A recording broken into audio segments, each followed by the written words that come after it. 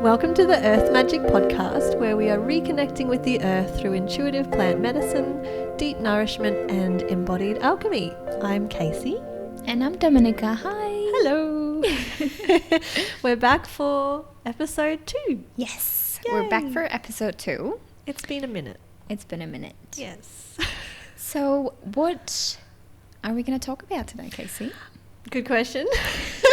We're going to talk about grounding and nourishing practices for your work with plants. And by you, I mean us and you, the listener, and anyone who wants to do any kind of work with the green world.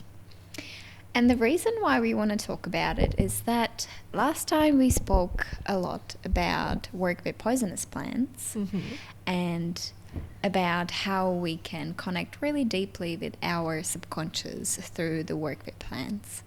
And even though it's an interesting work and I, can see that why people would that find appealing, there's also an important part to it when we nourish ourselves first before we actually step into this work. So that's why we're here today speaking about the other part or the other face of this work.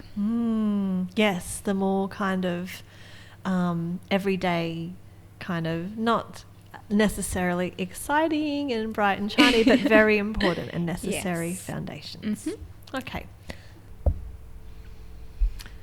So, where to begin? Because there are a lot of practices that one could potentially use to ground themselves. But what would you say, Dom, are the really foundational, most important things? That's a great question. I think from both of our backgrounds, work-wise, saying that part of you is being a dietitian, and for me also the part of my work is working with how much people eat, how much women eat, for them to be well nourished and grounded. So I think it always starts with nourishment and really good nourishment, because if we don't eat enough, we're never grounded enough. If you're never grounded enough, you can have all these amazing experiences and visions and whatever it is that you experience with the plant, but it will never go any further than that mental visionary upper state, and it will never go into your body. So I think nourishment would be the first part that I would mention here for sure.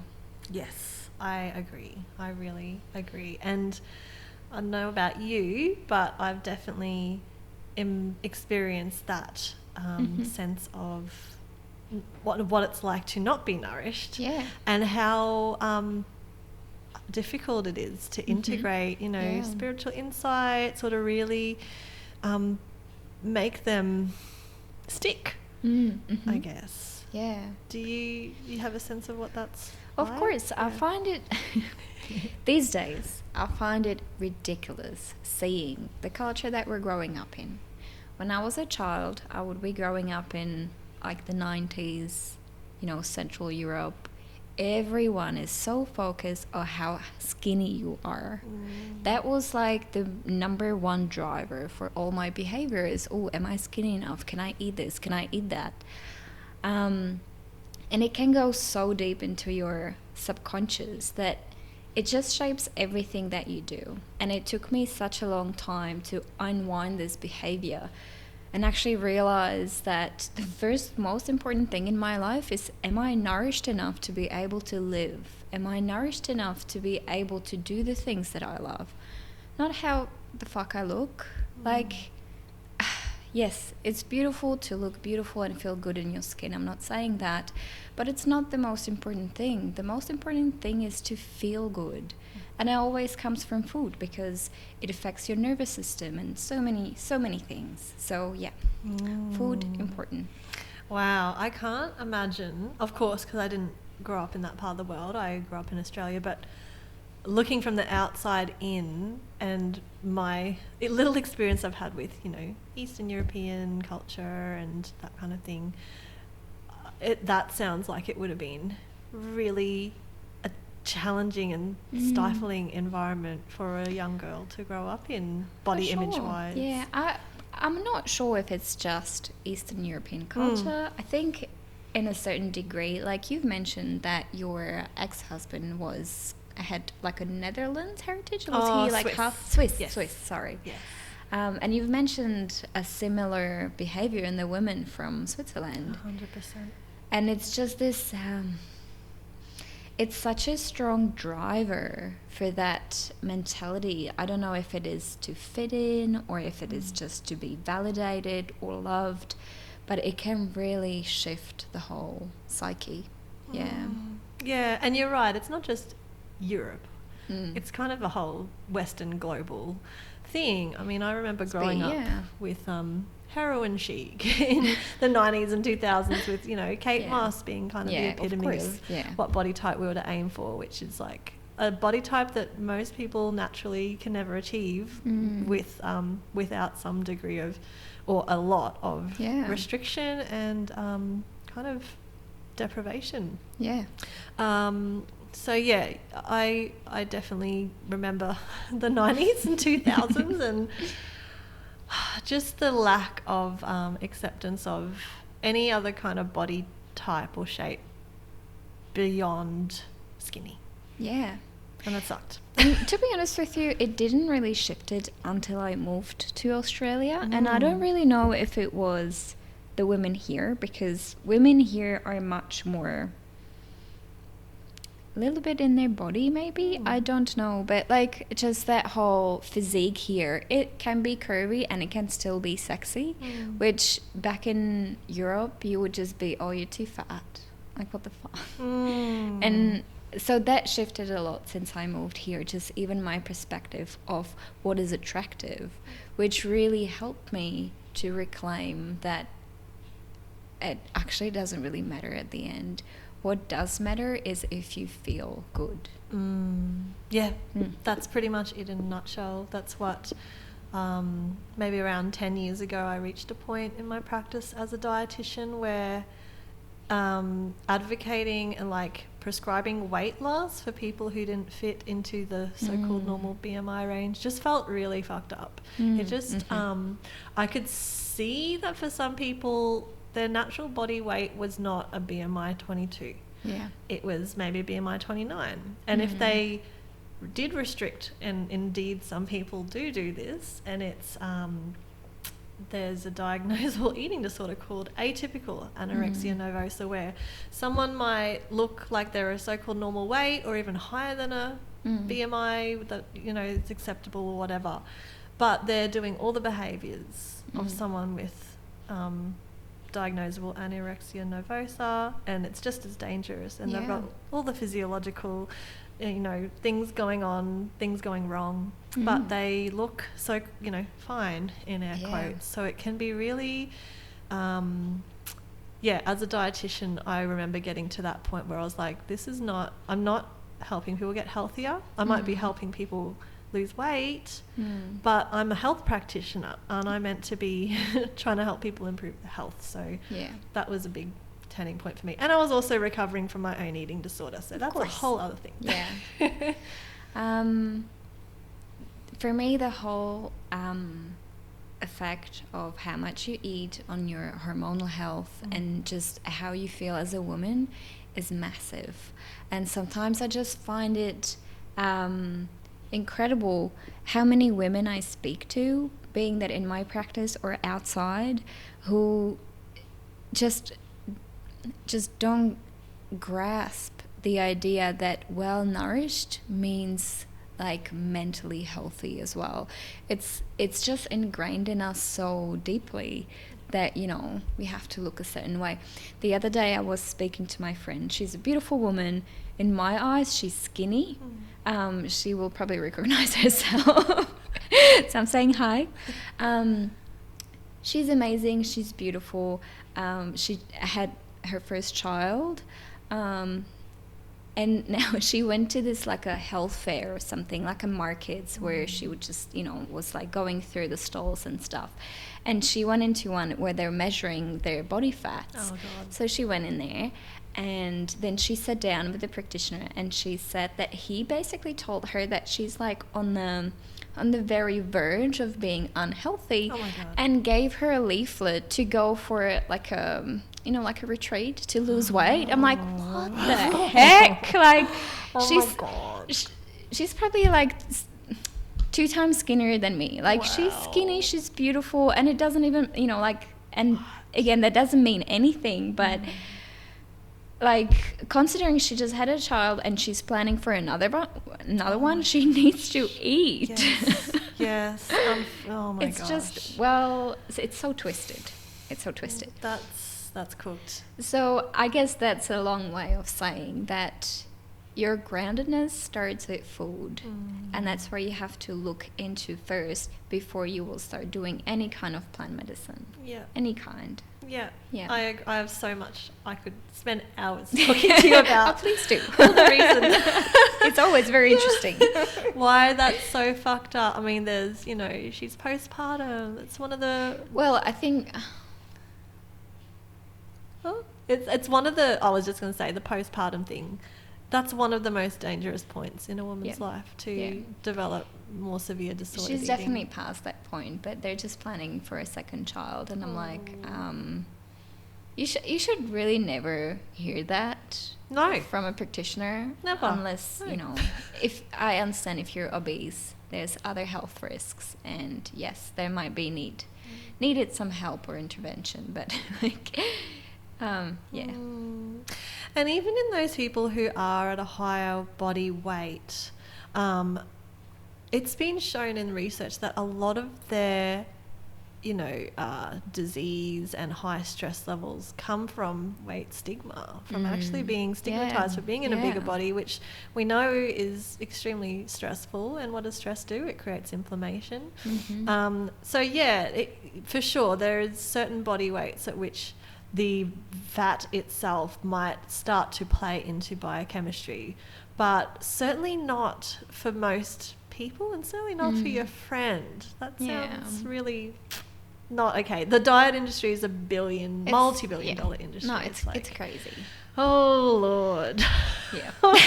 But yeah, coming back to this idea of nourishing ourselves deeply so that we can be connected to the earth and do this kind of work, whether it's working with plants or kind of spiritual work or healing work of any kind. The nourishment's got to kind of come first. I remember pretty much all of my 20s, like I was a really avid yogi. I was a yoga teacher from a pretty young age.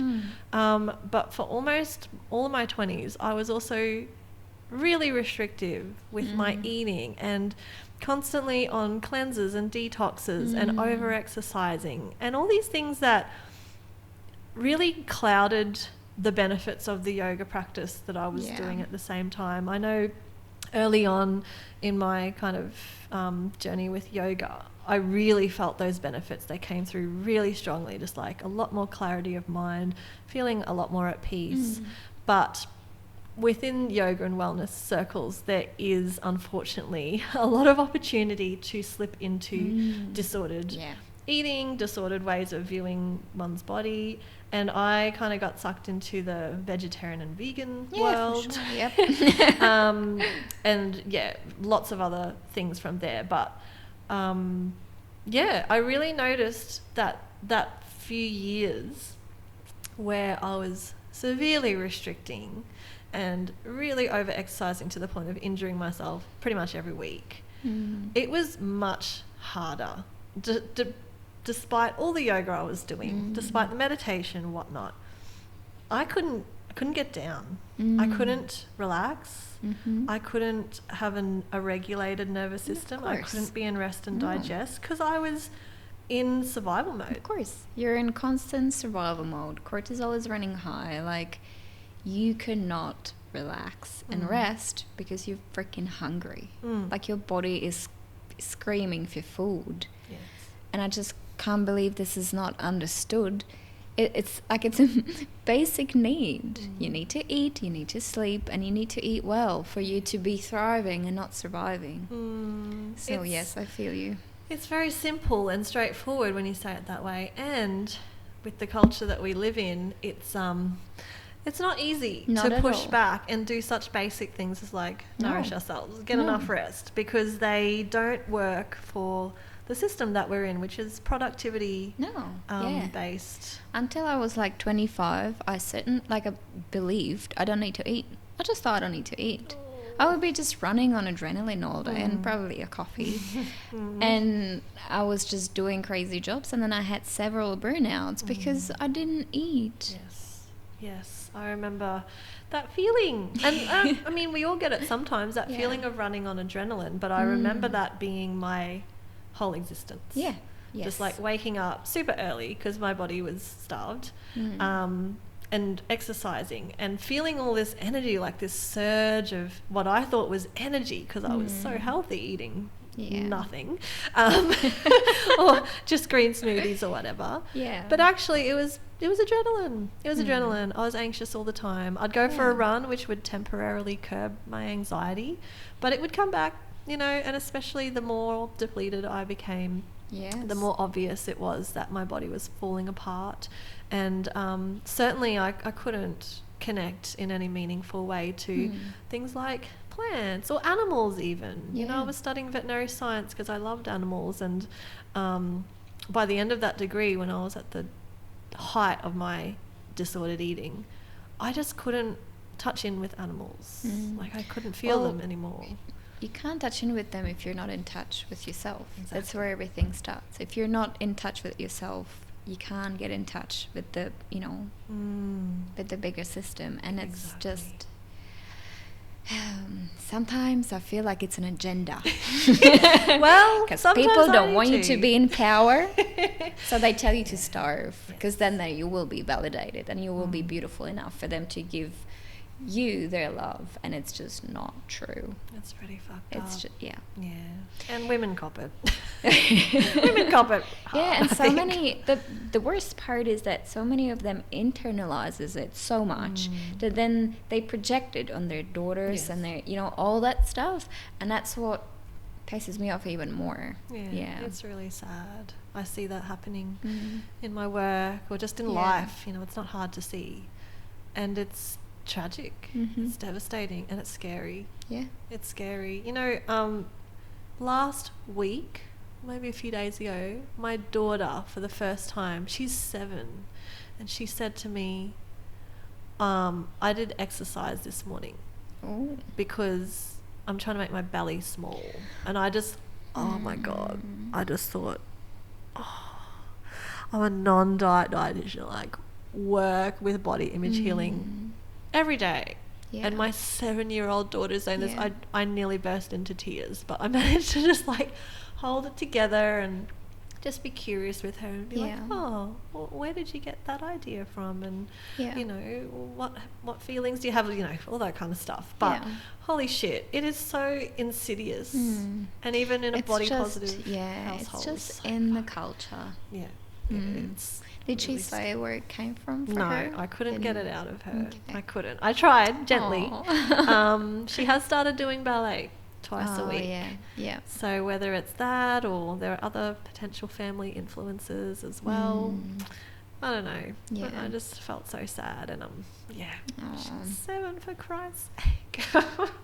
Anyway, it's insidious. It's everywhere. Yes, it's just seeping through from all the aspects. But tell me, if we would be supporting someone in getting into quote unquote the right habits in eating, what would you suggest as a dietitian, and something simple that would be like a simple guideline for people to see if they actually eat enough? Yeah, sure. Yeah, simple is good. One rule that I have one rule. I don't have any other rules. I don't like rules. I'm a rule breaker. But this one so-called rule is helpful, especially for people who've kind of lost their body cues because they've starved for so long or been semi-starved or restricting for so long. When you do that, your body cues can get really quiet because your body figures there's no point telling her to eat because you're not listening. She hasn't listened for a long time, so I'm just going to turn these cues down and use that energy elsewhere.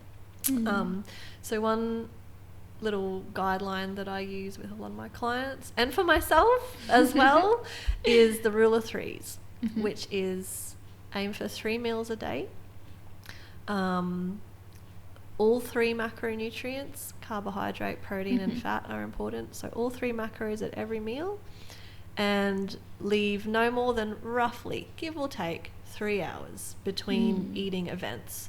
So that doesn't mean, you know, main meals are 3 hours apart exactly, but you might have snacks in between those meals. So leaving no more than 3, you know, 4 to push, if you're going to push it, hours between eating events.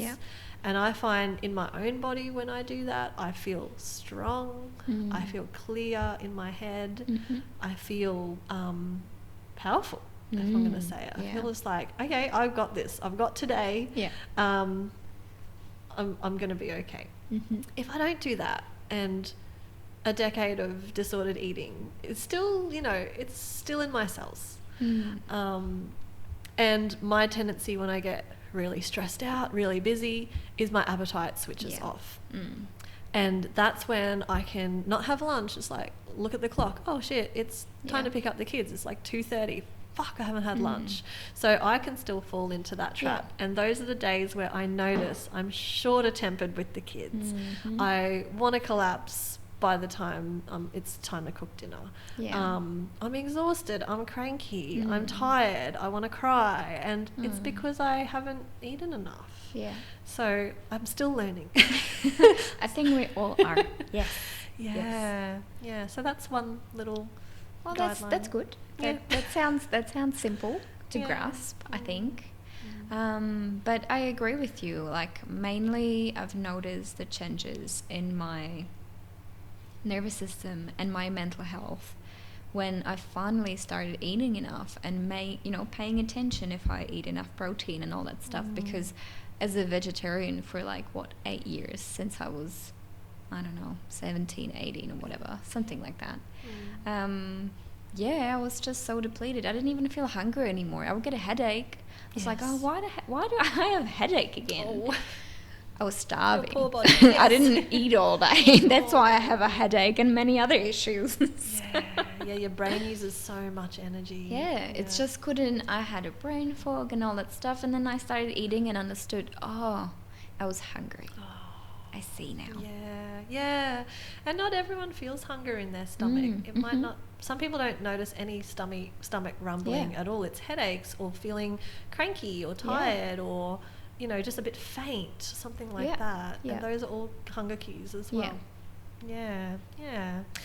Oh, it's so important, and this stuff just feels really foundational, like we should be learning it at school or something. But I think so, yes.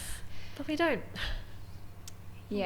I think the diet culture, it was just so prevalent even at school. Like the information I would get was just not good enough. It was just not good enough. I would say it's still prevalent. It's still prevalent. There's still, a lot of labeling foods as good or bad. There's a traffic light system, which is pretty much the same thing. And I don't know, at least in my clients, and in myself as well, I used to do that. I'd see, it was a very dichotomous way of looking at food, of like, this food is not only bad, but if I eat it, I'm bad. And this food is good and pure and wholesome, and if I just have a green smoothie, then I'm a good person. I'm a good girl. And I've done well today. Totally. That guilt that I would feel after whatever we would have, like if I would have fried food or fast food or something, was massive. Because it was just, massive. So I agree. And I also feel the more we've switched to eating not only enough but really wholesome foods, the more I crave them and the better I feel afterwards as well. And it just took a few years of adjusting after, I realized I need to change that. And now I see it as like the most foundational thing in my life is food. I like food. We all need food. We're all like respirating organisms. Our cells need energy. It's as simple as that. But it's easy to forget when we've got like, for sure, the Kardashians as and not only that, like even just people are in such a high stress modes at all times. Like you're just not as hungry. You just can't be as hungry because you wake up and you run to work and you work there for whatever 4 hours and it's stressful, and then you have 30 minutes for lunch, then you come back and it's just all such a blur that trying to push a food into it, it's like, how am I trying to put it down when I'm so stressed? No. Yeah. Our current global, system is not set up for honouring bodily cycles and cues. Yeah. That's a whole different conversation. It's a good one though. I could go about this for hours, for sure. Yeah. Well, I'm interested, Dominica, in your thoughts on women specifically, given that you work with, womb work and menstrual cycles. Like, do you have any tips or kind of guidelines on how women in particular could nourish themselves around their cycle? Yeah, I think considering the cycle and the different needs of your body in those phases is fundamental for women. Not only the needs of what kind of foods and how much food you need, but all the other needs. How much you need to rest, how much you need to not see other people. Yes. And all that stuff. Like, it really changes how you experience life. So just a simple rule: if you're in your luteal phase, you just eat more because you're more hungry, and it's gonna make your PMS so much lower, if any, because you'll be much less cranky. You'll be much less irritable because you just physically need about 200 to 300 calories a day on daily average to be properly nourished. Yeah, that's an extra snack. Yeah, I didn't hear that at school. Neither did I. Yeah. Yeah, it's incredible. And then obviously there's different minerals that you can add throughout the cycle at different stages, so your body just feels better and can go through all those phases easier, for sure. So that's a whole different conversation, which you probably know a lot about too. Oh, I don't know. But yeah, for sure, just depending on if there's any nutrient deficiencies going on, or what your body's doing, how heavy your actual bleed is. A lot of women with heavy periods, you're going to get low iron, and then the low iron makes the period heavier, and so on and so forth. Magnesium's a really important one. I find I'm not a human if I don't have magnesium every day. I have magnesium in my cacao. Yes. That's my way to have that's that. A fun way. I love that way. That's the best way to have really magnesium. well. I'm very happy. Yeah. And I guess just like the more you can tune into your body, and the better nourished you are, the easier it is to tune in. Yeah. The more you can start to discern, like, what minerals might I be needing. Blood tests can help with that. Not always. Sometimes it's more like a trial and error thing. Although for some minerals, I would say it's probably, if you're going to supplement with iron or zinc, I'd definitely get a blood test first, because you can overdo that and that can put other things out of balance. But overall, minerals are super important, and I'm pretty sure I was depleted for a really long time.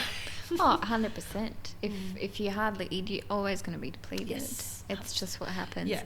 And not only that, also, like, my mum hardly ate. So what did she, pass down to me? She was just way too stressed, and she just didn't eat enough either. So there's this whole profile of the nutrients that you're missing, and it's incredible. And I feel once you actually start nourishing yourself properly and honoring your cycle, like, the whole life just shifts for you, because you all of a sudden you're like like you're finally yourself. And I find it fascinating how people think that following your cycle is some kind of woo-woo, or like some kind of it's like frivolous, that they can't take time off when they bleed and stuff like that, which this system doesn't allow for, really. But if you do that, like, your life is going to be so much better. And if you can't do that, you will feel the effects of that the next cycle, and then the next cycle, and it's And even for people who can't, say, take a couple of days off when they're bleeding, there are other ways to just bring that awareness into your life. Even if you still got to go to work, still got to commute, still have to look after kids, but you could be, extra aware of going to bed earlier. Yes. Or making sure you get a really good breakfast, just those kinds of things. And that you have snacks with you. Snacks, snack bag, really, really helpful. The snacks are great. No, for sure. And yeah.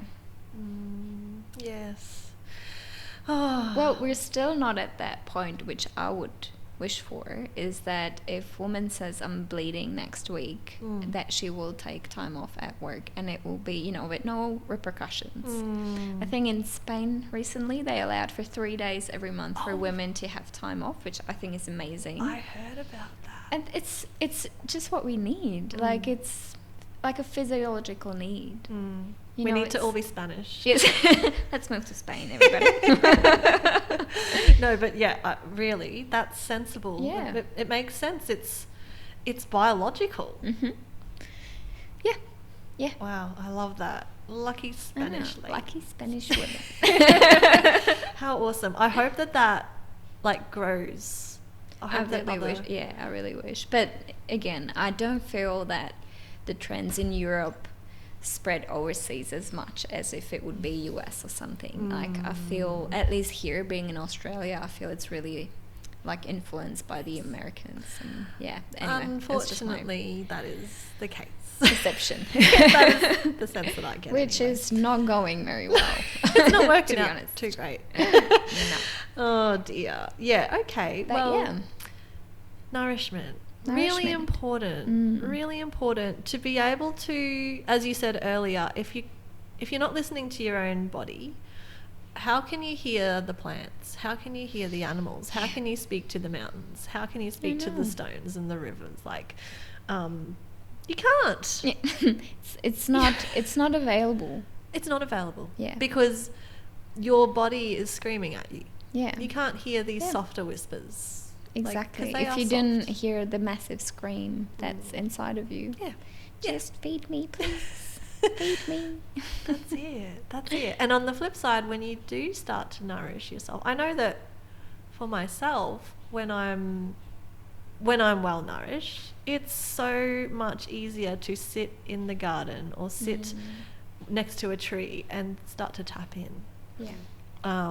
Or to just feel more. To feel into what my cat is feeling, Yeah. And I know that sounds a bit woo and witchy, but good. Yeah.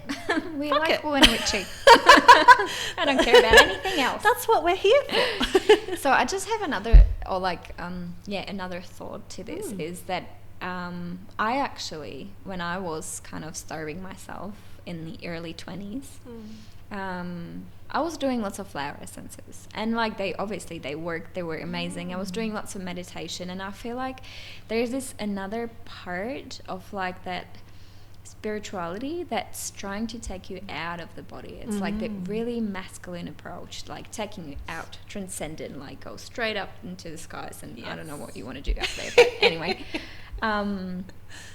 But yeah, and that's, so I feel there's a whole group of women that kind of follow that, and it is very often tied in with yoga, I feel. I don't know how. Oh yeah. Yeah, you feel that, but it's this love and light and just living outside of your body and be in this energetic state. So yes, you can, I guess, connect with energies when you're malnourished or disembodied.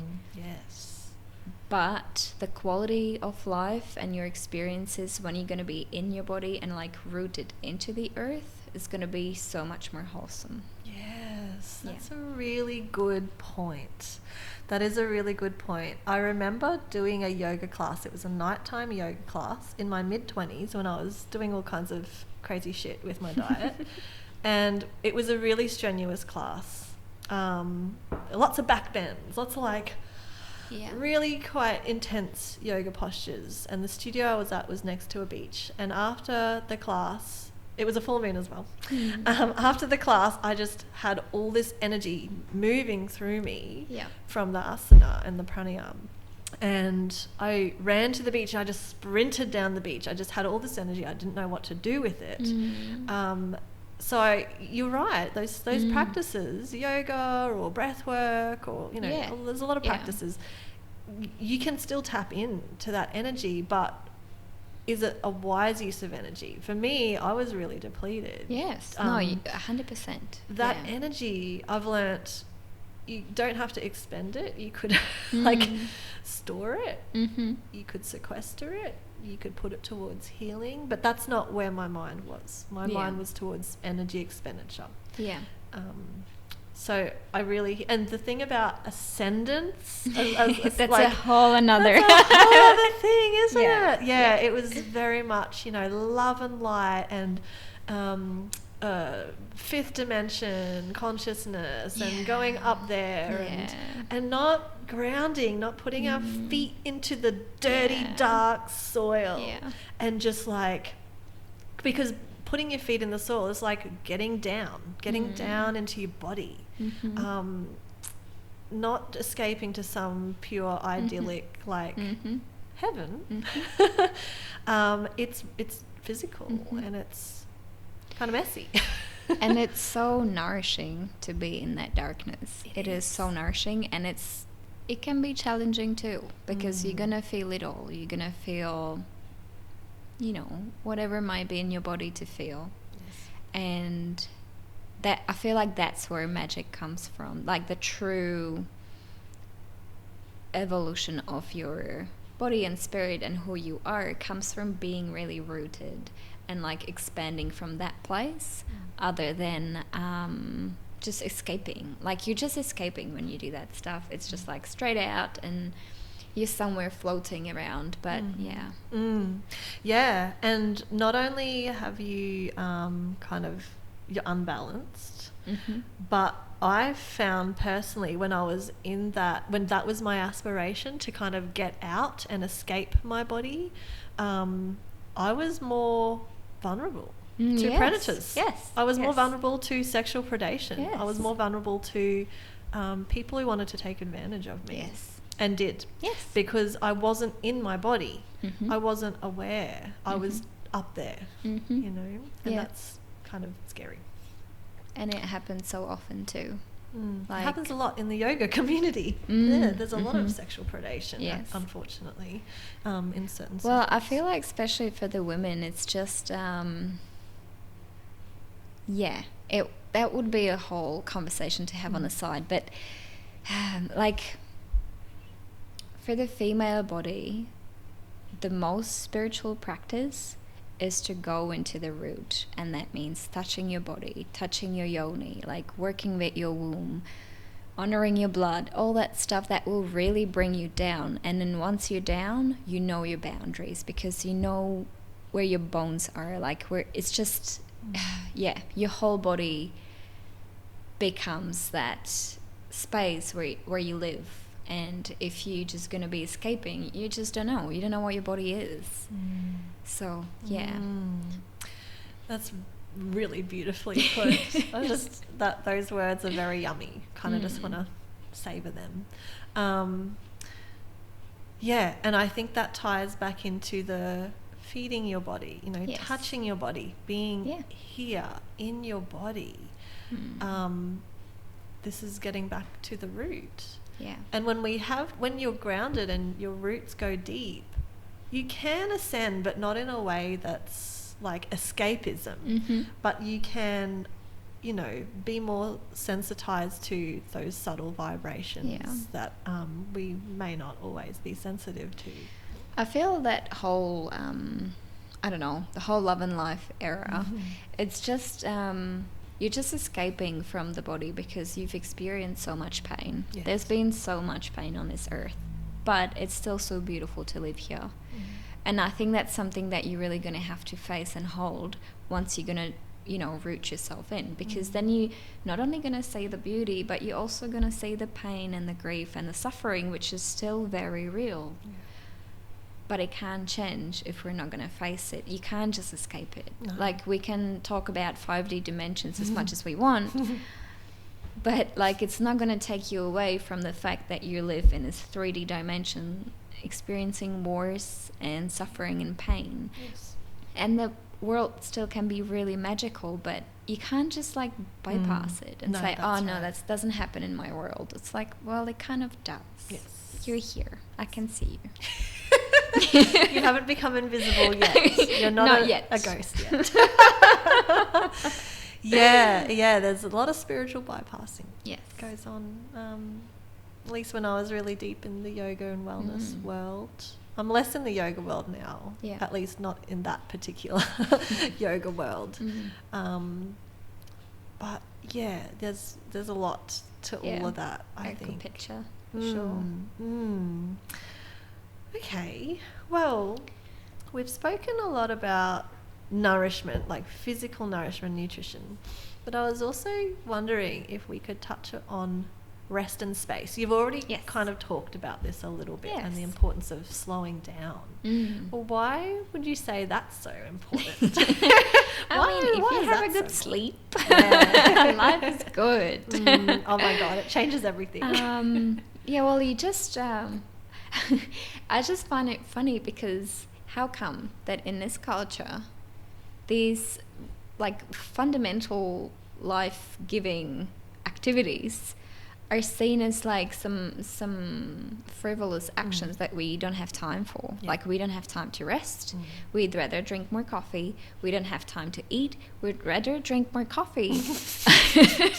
And like you need to rest because your body really needs to rest. Yeah, because you have a body. That's just what it is. That's what bodies do. But honestly, with some people, I can't explain to them that they need to calm down and chill sometimes because it will be very beneficial for their nervous system, for their hormonal system, for their whole body system, and for their mental health and everything. Yeah. And I think I'm just thinking back as you say that to when I was that person. I mean, sometimes I still am. I'll be honest. Sometimes I go from one thing to another. It's kind of how my brain works. It's kind of fun, but also it's not sustainable. It's not good. And I remember being locked in that state of just constantly keeping myself busy. It was a form of distraction. It distracted me from my pain, from the things I didn't want to look at, from feeling. And so it had like that seeming benefit to it, but it was damaging. It's damaging in the long run.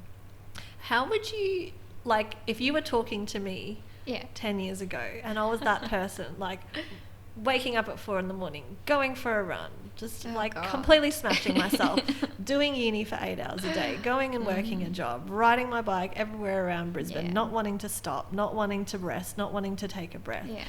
What would, like, for the people who like I was, or maybe even if you weren't that bad or are not at that point, but what would you say is one of the first things they could do to bring some space back into their lives? I think the most important question here for these people is, how does your body really feels? How do you really feel? What do you feel behind all these activities? I know you might feel that you have energy. How does that energy feel? It wasn't real energy. How is it? Like, just start tracking it. Just start noticing. I think this could, for some people, this is a really long journey of coming back to themselves. If you're doing all that, you're highly likely disembodied, right? Oh, yeah. So part of it is, start actually tracking how you feel. If you're a woman and you have a cycle, start tracking your cycles. See how you feel during these different phases. See why sometimes you're more tired and start honor that. And if you're struggling with that, like there's different practices that we can do. I really love the practice of yoga nidra because that, even for these quote-unquote busy people, you just take 20 minutes but you've actually rested. So it's very efficient, but it's a good practice to start implementing even for women with menstrual pain. It's amazing. It's actually scientifically proven that it lowers but I think just coming back into the body slowly, just checking in. How do I feel now? What's happening? Why am I going on the bike ride instead of feeling what I'm actually feeling because my mom called me? That's what I would do. And it's not the easy path, is it? No, it's not. It's at least not at first when it's not more habituated. It's the path less travelled for a lot Yeah. of people, and it can be unknown and scary to feel Yeah. your feelings. I have a feeling that there's so many people like being disembodied, just coming into the adulthood. Like they haven't been in their body for a long time already. So then they just adopt all these different practices, and that whole process of coming back is really revisiting these old feelings and traumas that start coming up, and that's what's mainly is driving, even different health issues or mental issues and all that stuff. So it is a long path to take, I think. Yeah, you're right. And I think that a lot of people, I'm speaking for myself really, I was disembodied by the time I was an early adult, because I had to be as a young person. It wasn't safe to be in my body growing up a lot of the time. So I took myself out. Yeah. But then it's this process of coming back in, and how do we do that? And why should we do it when we live in this world where it's encouraged to not do that? Not to be embodied. But there are so many payoffs, and that's what we're talking about here. The payoff is knowing yourself, processing or starting to process those feelings and some trauma, maybe with some help. And help is good. Help is good. It's good to have someone to hold you when you do that, because otherwise it becomes too overwhelming, for sure. Absolutely. Yeah. And also, like, it's so much more fulfilling if you're in your body. It just is, because you're right here, and then you can do things. It starts like to feel talk to good. Plants. It starts to, totally. And talking to plants is cool. It starts to feel good. For me, not at first. At first, it was kind of 100%. terrifying and hard, and just like, why should I eat 3 times a day? I don't need to. Really pushing back against all that stuff that I'd learnt, unlearning it, and then bringing in healthier, more nourishing ways of being. But I really just want to be in my body now. It feels good, as you say. Some of the time it feels uncomfortable. Yeah. Because that's how bodies are like. But it feels right, and it's taken a long time. I think if you, as a soul, choose to come to this earth to live this life, why would you be escaping back into other dimensions if you came here to be here?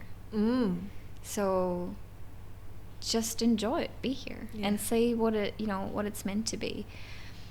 I've also found that sometimes there's so many expectations put on us that it just starts feeling too much to be here, because you're meant to, I don't know, buy a house and study this and do that and become this and make this much money and all that stuff, which is, it can be really overwhelming for some. Definitely.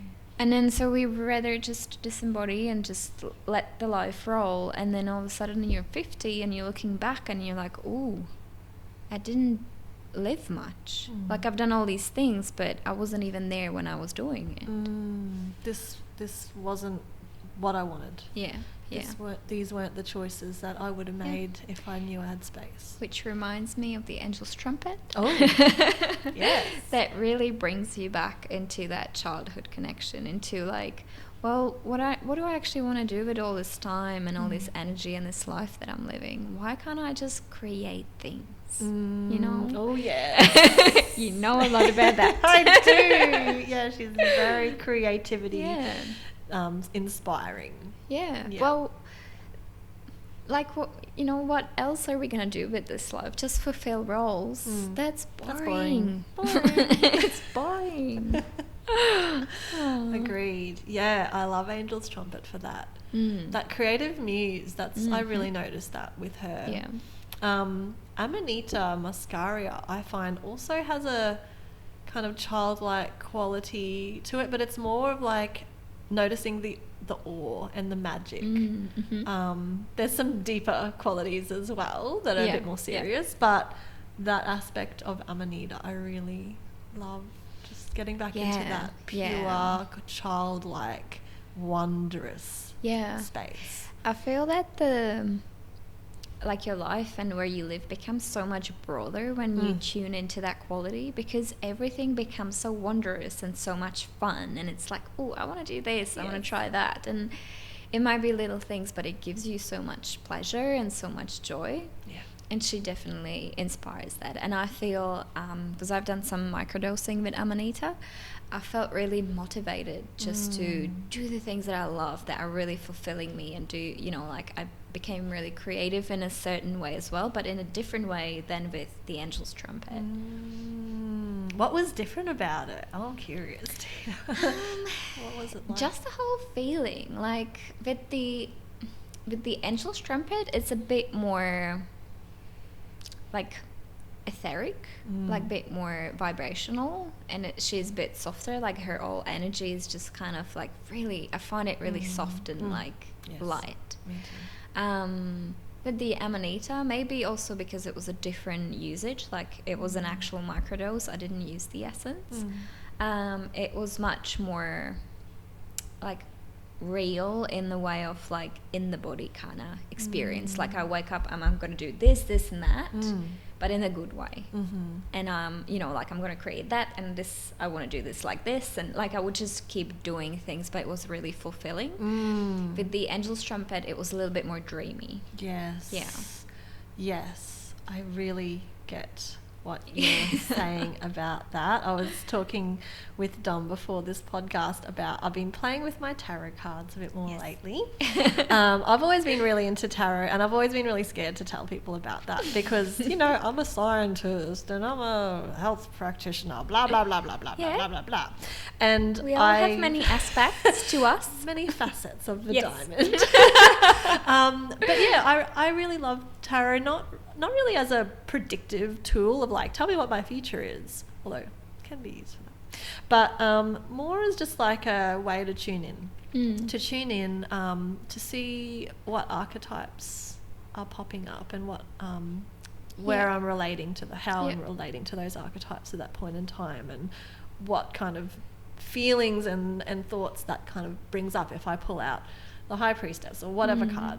And with Amanita recently, I felt, especially after sitting with the artwork that I did when I was channeling Amanita, I'm just wringing my hands as I say this, like, people are going to judge me, but fuck I it. don't care. You don't care, you're not going to judge me, so let's go there. And the artwork that I did, it actually came through more as the magician in tarot. And I love that. It's really cool. What you were saying before about how the Amanita kind of made you want to get up and do things and like create, that's magician energy. It's like manifesting, pulling energy down from the cosmos and grounding it in the Rider-Smith tarot tack. That's what the magician is doing. It's like not just being airy-fairy and up in the air, but taking that energy and grounding it, like we were talking about earlier. And that's where really deep-rooted creativity and energy and power can come from. And that's the vibe I get with Amanita. And also just for Amanita being mushroom, there always going to be lots of grounding. There just is. Like, it comes from the earth. And there's just a whole magical feeling to that. I love the fact that, you know, she's a mushroom and she's all beautiful. So I love that. Yes. Whether it's a she or a he or a they or a I'm not so sure now. We were saying before, maybe it's androgynous. We did speak about that. I say she. It might not feel like that to everyone. To me, lots of things are she. I'm just very women focused. And we want to rebalance and like put things back into we live in a patriarchal society. Let's even things out. Even it out. I love speaking to you about the plants and the fungi like this, and relating it and bringing it into real life. You know, it seems like we've done a whole kind of circle of you know, talking about the importance of grounding and nourishment practices, and then bringing in things like flower essences, which have the potential to be really ethereal and non-tangible, but we can make these things we can bring them into our lives and into our body. The beautiful thing about those flower essences, like they feel etheric and they're just all, you know, it's a vibrational medicine. But it can work so well in real life. Like my partner, like he agreed, I offered him some essences and he agreed to it. He's like, yeah, all right, I'll try. And it's pretty good for an Aussie bloke. Yeah, he's done well. Well done. I was so proud. It only took me 3 years to trying to give him an essence. But eventually he took it. He was open to it. And I saw, and I think he mentioned it too, like real physical changes, or like changes that would manifest in this physical world. And he's not that I mean, he's really well connected, but he's not like really focusing on it as much that we would, you know, like that he would be out meditating and talking to plants like I am. He's not that crazy. He's the grounding part in that relationship. But you know, like all of a sudden, a few weeks, he was able to communicate better and felt better about, you know, communicating his feelings and stuff like that. That didn't used to be that easy for him. And I love that about the essences. Like, it takes 7 or 14 drops a day or whatever the dose is for you. And in a couple of weeks, like, we're having these amazing conversations. I'm like, thank you, plants. They're pretty fucking phenomenal. And I struggled for a long time with essences because I think my brain is... I think it's a bit more... I don't know. This I is like really art funny. as well.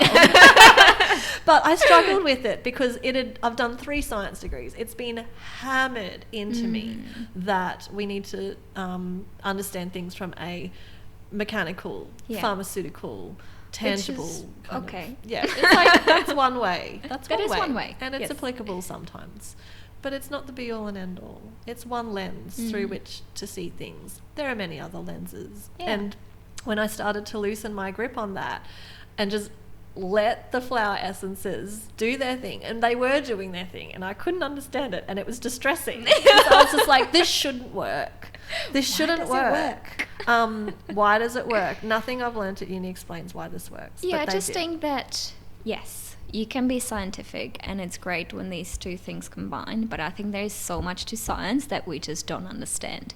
The stuff that we're learning come from like 100 years ago, or maybe longer, okay? So if we look at quantum physics, I could say this being connected. You know, I can say we're just a little bit limited. I love science, but our brains just didn't grasp everything in this universe just yet. And I just think these can be things we're not seeing. You know? Yes. So if you're just gonna be like really, what's the word? Like really set on that science, because my dad is like that. And I'm just like, this is boring. You're closing yourself up to half the life. Like you're just closing yourself up into some beliefs that somebody constructed for you. And yes, they might be provable, but I think there's just more that we haven't discovered yet. That's all. Absolutely. And that's kind of how science works. It's a process of coming up with the best possible theory with the evidence that you have to date. And when more evidence comes up, sometimes those theories get completely changed or thrown out the window, or they evolve. Yeah. So it's really not fixed. But the way that I don't want to blame my education. The way that it's sometimes taught can be very limiting and very fixed and very concretized. But I think it's because the whole system of education is meant to fit you into a role in the system, not really educate and open your mind. You know, at least that's how I experienced it in my country. And the education was great, but you're just fitting into these boxes, and they like box you up, and then they send you out so you can fit into a hole, and then you're in that hole. And you know what I mean? Yeah, sometimes I feel like I'm a failure as a daughter and a person, because I didn't want to jump into any of the holes. I was just like, shit. Can I make my own hole? let's make our own holes. Yeah, and it's an interesting and at times challenging path to choose, but I wouldn't have it any other way.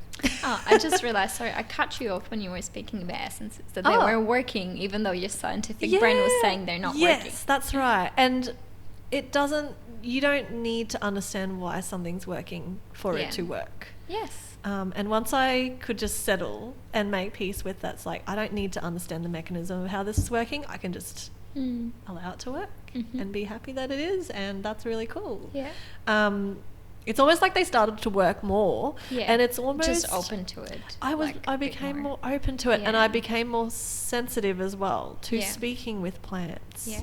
So that was a nice little fun side effect. The essences really do that. I think because I've used essences for like 8 years straight, like for a really long time since I think when I discovered flower essences the first time. Not the first time, but when I really got into it was when I was like 18 or 19, and it was the Australian bush flower essences that one of the beautiful women in Czech Republic brought in, and she was doing all these seminars about them. It was really interesting.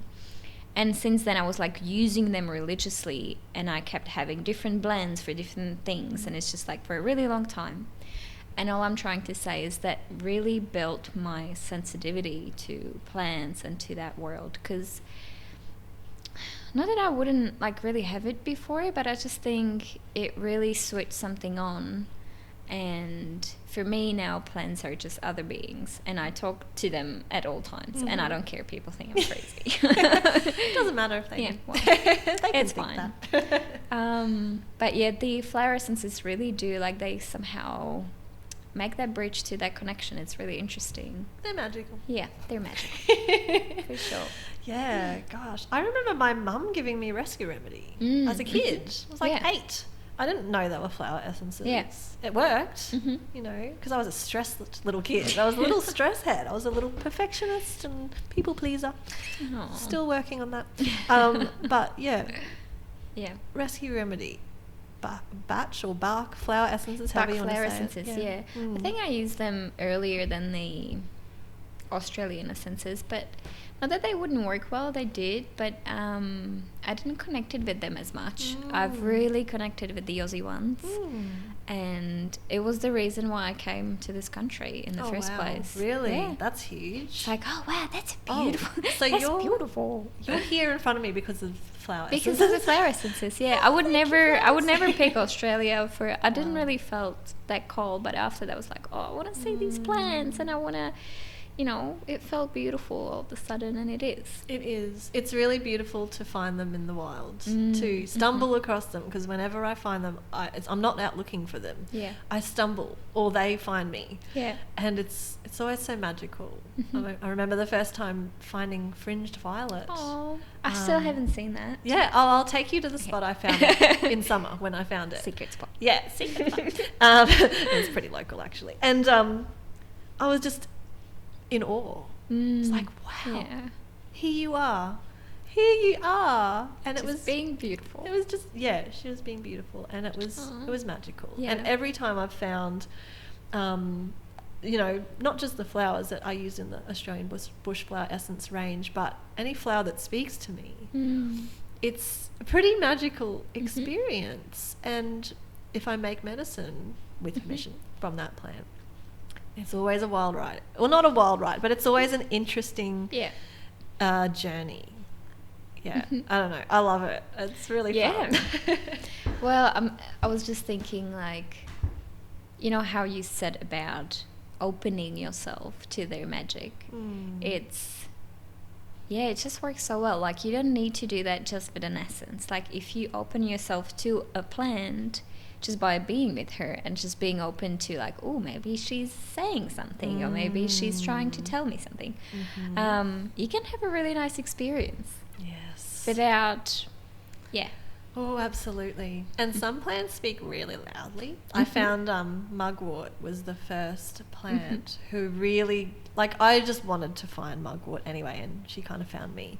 She was easy to speak with. She was kind of like a good doorway into plant communication, because she was so direct, you know, through dreams, but also through, like, real life coincidences. Yeah, she is pretty loud, actually, when you say it like that.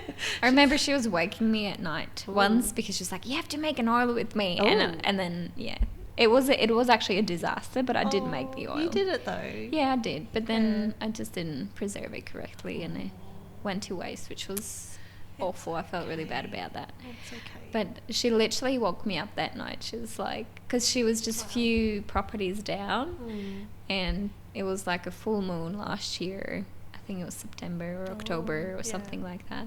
And she woke me up. Oh. She's like a loud old grandma. That's how I see her. And sometimes she's louder, like when you need her to be loud. I love Do mugwort. something. Oh, I really resonate with mugwort. Yeah. Oh, yeah. Okay. Well, speaking of the grounding practices, is there any practices that you would see plants involved in terms of grounding? Like, would there be anything that comes to your mind? The first thing that comes to mind is smoke cleansing, actually. And I know, I love that. Yeah, I use smoke cleansing pretty regularly, but especially when I'm doing my like little morning ritual, whatever, or going to do a tarot card spread or something like that, or even just touch in with my ancestors and spirit guides, plant, spirit, animal, fungi. And the first thing I'll do is smoke cleanse. Yeah. Usually with a plant that I've prepared, that I've made like a smoke cleansing bundle out of, as opposed to, say, Palo Santo or white sage, which I love those things, but white sage I don't really use anymore for a bunch of reasons. Palo Santo, I love it, but I really enjoy using mugwort or, you know, local eucalypts and things like that I have a relationship with. Yeah. Or like an ancestral connection with or something like that. Or that I've just had a chat with, you know, those kinds of plants. Yeah, I found, especially locally, because we moved here maybe like a year and a half ago, and above our cabin there's this big hill, and I go there often, and there's lots of different eucalyptuses which are beautiful, and they always give me leaves. They just do. Like, I go there and then I just come back like holding a bunch of these like branches that I didn't even planning on gathering, and I use that for smoking, and I find it as well like so much nicer than going to the shop and buying whatever bunch that's for sale. Yeah, I find it just gets me in the headspace of okay, this is just trying to find words that are not poxy sounding, but like this is sacred space, and not in the sense of like this is real sacred space for me. This is like, okay, I'm here, I've arrived, I'm tuning in, talk to me. What do you want to say? Talk to me now. Yeah, talk to me. Ancestors or plant guides, like I'm here, I'm listening. It's kind of my signal. Nice, I love that. Yeah, tune in. How about for you? What kind of plant rituals do you enjoy for grounding? First of all, I just love making herbal teas. I just make a mixture out of my herbs, and I find that really grounding, especially using Tulsi. I love that. That really brings me into the moment. And other things that I love to do is spiritual baths that I do either for myself or for the space that I live in, which is one of the practices that I not only do with my clients, but like I've been taught by the Tulish Institute, whatever. That's so beautiful. But yeah, that's really nice. I love that. And just it brings like the energy of the plants into the space, and I feel so much safer. It really helps me kind of feel safe in that way and protected. So that would be my go-tos. I remember when you did the spiritual bath while you were giving me a treatment, it was so glorious and just divine. I felt so good. It's such a beautiful practice. It was amazing. I don't think anyone had ever done that to me before, or like I'd never experienced it. Yeah, well, just to explain, I guess, what spiritual bath is that me working with plants in the water and using prayer just to carry whatever needs to be like happening. And I also experienced it for the first time not so long ago, and when I did, like when somebody prays over your body, it's an experience like no other.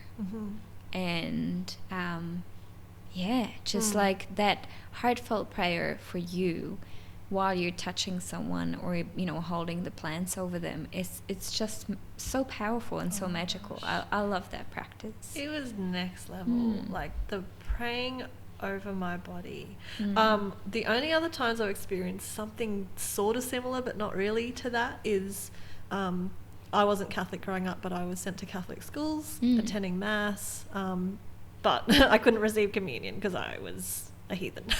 No, I wasn't baptized. Maybe I should edit that out. Anyway, and that was sort of getting close, but not really. It wasn't personal. It was just ritual, and kind of dogmatic. And my mum, who is Buddhist, she would pray with joss sticks. But it was a little bit preventative. It was just like, whatever evil spirits are around you, let's get rid of them.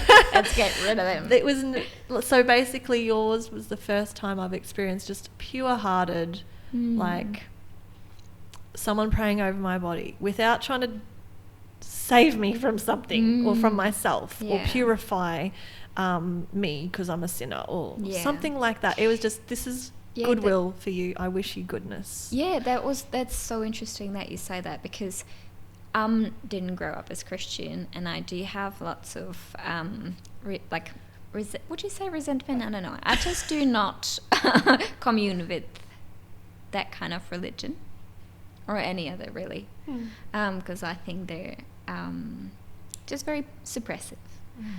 So for me, the word prayer wasn't easy to kind of get over. And I remember the first time I've received it, at the start I was scared because it was making me scared. Like I didn't really want to go into that dogmatic kind of what I've perceived as Christianity. Yes. Apologizing to any Christians, really, but that's just my personal experience. But then when I've experienced it, it's just so pure heart, love, plants thing.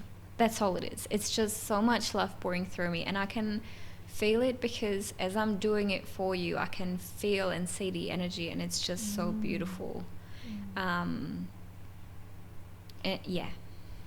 It's just praying to the earth, really. That's the words I use. Just praying to the earth and just praying for whatever that's, not allowing you to be you, to either leave or cleanse or it's very simple, but it's super effective.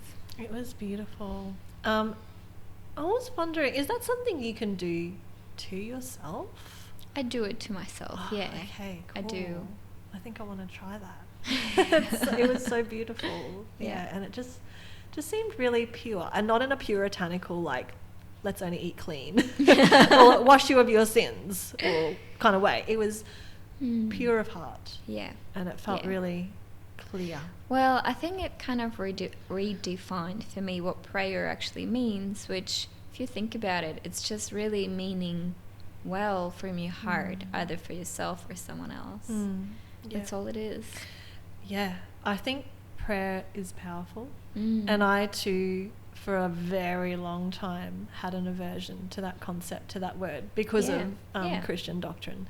And even now, as I said, I'm like, prayer brings back all these memories, but it is powerful. It's powerful. It's used the world over. It's used in so many traditional cultures to generate a certain energy, a certain feeling, and that has I'm sure cellular repercussions, positive ones. I think so. I think you remember because the lineage that I work with when I do the Tulish body work, which is has been formerly known as Erbigo Institute and Erbigo Body Work, comes from from Belize and from Mayan descendants, which carries very different energy to what we know as prayer and we know as Christian roots and stuff. And that really reminded me of that prayer is just a word, but the energy that comes from where your intention kind of goes to. So you can just pray to the plants if you want. You know what I mean? Yes. Yeah. I really love that. Because again, it's grounded. You're praying to what is here right now in front of you, and you're acknowledging what's here instead of something you can't Yeah. see that Or may or reach. may not be there. Anyway. Again, yeah, we're not whole bashing thing. Christianity, I promise, but it's just grounded. Yeah. Groundedness, Yeah. really important, really Yeah. important, not just in, work with plants, but for so many other reasons, like to work through your trauma. Yeah. I'm not a Yeah. psychologist, so I'm not about to talk in depth about that, but it's, as you said earlier, it's hard to resolve things if you're disembodied. Or you can't. Yeah. You have to embody first. Yes. It's very simple. You gotta eat, you gotta sleep. And then you can go and talk to the plants. Yeah. Yeah. Yeah. It feels like we've talked for a little while. Did a whole loop from the grounding practices back into these spiritual practices, and then back into the grounding practices. So I would just say that we do have the Poisonous Plants course coming up, starting on the 23rd of July. So this is kind of a preparation for that.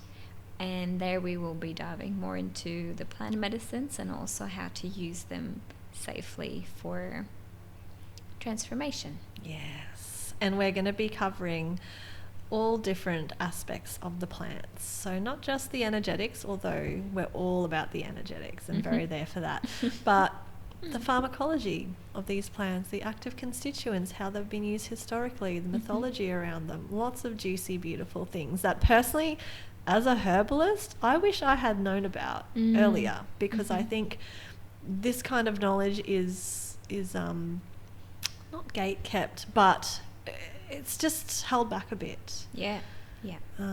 I agree with that. Yeah. So I'm really looking forward to Yeah. that and to diving into it more and more and more, because it's valuable information, I think, and valuable experiences more to touch in with these plants, especially the poisonous plants, which I don't know if it's just me, but it feels like they speak more loudly. Yep. In some They've ways. got a lot to say sometimes. Yeah. They have a lot to say. It's, for me at least, it's been easier to see their effects in my life. They're pretty, I don't know, they're a bit out there. They're a bit out there. They're just powerful plants. They're powerful. And I guess all the plants are powerful, but these specifically in certain ways kind of go into those places where we're scared to go to.